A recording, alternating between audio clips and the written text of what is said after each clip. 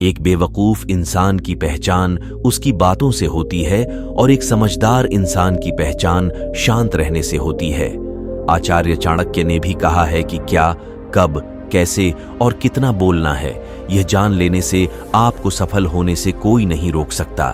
जिस तरह कमान से निकला हुआ तीर कभी वापस नहीं आता, वैसे ही मुंह से निकले हुए शब्द कभी वापस नहीं आते। आपके शब्द आपकी ताकत बन सकते हैं और आपकी कमजोरी भी यह आप पर डिपेंड करता है कि आप क्या चाहते हैं। आपको सही समय पर चुप रहना कई सारी मुसीबतों से बचा सकता है और वही आपसे बोला हुआ एक शब्द आपको मुसीबत में डाल सकता है। लेकिन फिर भी लोग अपनी जुबान का इस्तेमाल गलत तरीके से करते हैं। हमारे यहाँ कई साधु, संतों, महाराजा और कई सारे सफल व्यक्ति का यही कहना है कि शांति में ही असली पावर छुपी है। इसीलिए समझदार व्यक्ति को पता होता है कि कब, क्या और कैसे बोलना है। शांत रहकर आप अपने ओपोनेंट को कंफ्यूज कर सकते हैं।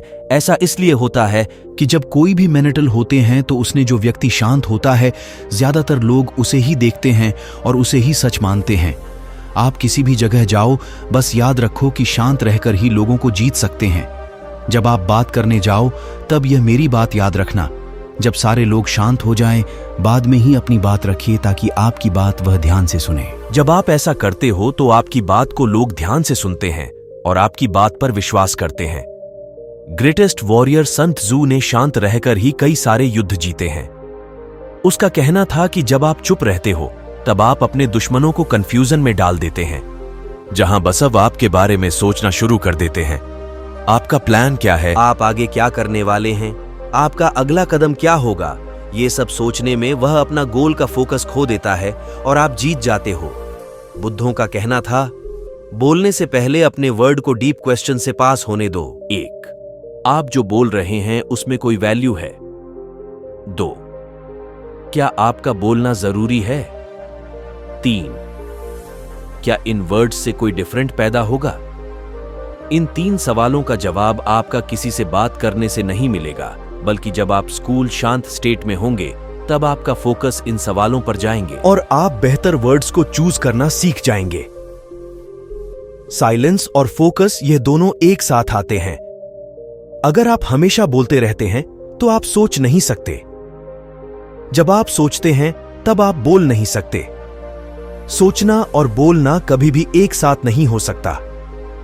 जो लोग ज्यादा बोलते हैं उनकी कोई वैल्यू नहीं होती। एक टाइम पर अलग अलग इमोशंस की वजह से इंसान के दिमाग से हजारों थॉट्स गुजरते हैं। ज्यादा बोलने वाले को अपनी जुबान पर कंट्रोल नहीं होता है। वहां जो सोच है वह अपनी जुबान पर ले आते हैं, जो उनकी लाइफ में सिर्फ प्रॉब्लम क्रिएट करता है। वही कम बोलने वाले लोग अभी सोच रहे होते हैं, उसे अच्छे से समझ पाते हैं। उनके दिमाग में ऐसी कोई भी अनचाही थॉट आती रहती है, फिर भी वह अपने शॉट पर कंट्रोल पाकर उसे जुबान पर नहीं लाते हैं। वह भी ऐसी कई बातें बोल सकते हैं, फिर भी वह ऐसे माहौल में साइलेंट रहकर अपने सभी रैंडम विचारों को अच्छे से स्ट्रक्चर करते हैं। सिर्फ तभी बोलते हैं जब उनका बोलना बहुत जरूरी होता हो। साइलेंट लोगों का अटेंशन खींचते हैं। अगर आप कभी भी देखा होगा कि ग्रुप डिस्कशन में या मीटिंग में, ये क्लास में जब आप देखते हैं कि कोई टीचर पढ़ा रहा होता है, तब हमारा मन कहीं और भटक जाता है, जबकि हमारा ध्यान उन पर ज्यादा होता है जो साइलेंट हो जाते हैं। तब हमें जानने की इच्छा होती है कि ये क्यों शांत होकर खड़े हैं। हम क्लासरूम की बात करें तो जब हम क्लास में बैठे होते हैं तब टीचर की आवाज आपके बैकग्राउंड में चल रही होती है, पर जैसे ही टीचर बोलना बंद करती है और आपको बात करते हुए चुपचाप देख रही होती है, तो आपका ध्यान अपने आप को उस साइलेंस पर चला जाता है। आपके ब्रेन में सिग्नल उत्पन्न होते हैं जो कहते हैं कि कुछ तो हुआ है, और आपका ध्यान अपने आप अपने टीचर की ओर चला जाता है।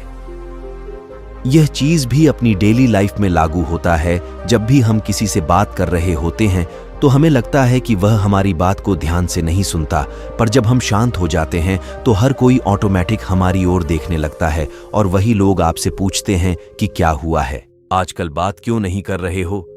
लोगों के साथ रिलेशनशिप बनाने के लिए, अच्छे लोगों के साथ कनेक्शन बनाने के विश्वास बहुत जरूरी है, और किसी का भी विश्वास जीतने के लिए आपको उसे सुनना होगा।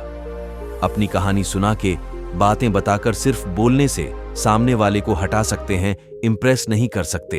अगर आपके मन में यह सवाल आ रहा है कि बोलने से ज्यादा सुनना क्यों जरूरी है, तो यह सवाल उसी तरह की क्यों सेव करना खर्च करने से ज्यादा जरूरी है। लोगों की बातों को सुनना उसी समझना इतना आसान नहीं है।